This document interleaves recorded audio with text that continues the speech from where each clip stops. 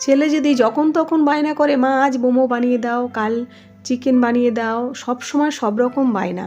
কি হবে, বাড়িতে যাই থাকে সেইভাবে আমি আজকের মোমো বানালাম।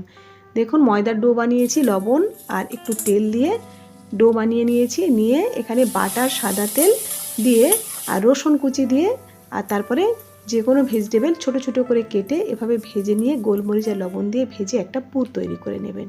একটা রুটি বেলে বাটির মতো শেপ দিয়ে নেবেন, দিয়ে এভাবে কেটে তুলে নিয়ে তারপরে এর মধ্যে দিয়ে দেবেন পুরটা, দিয়ে একেবারে সিম্পলভাবে যেমন শাড়ির কুঁচি ধরে মেয়েরা সেই রকমভাবে কুঁচি দিয়ে আর ঠিক এভাবে ধরে আর মুখটা একটু পাক দিয়ে দিলেই হয়ে যাবে, আর কিছুই না, একেবারে সহজ।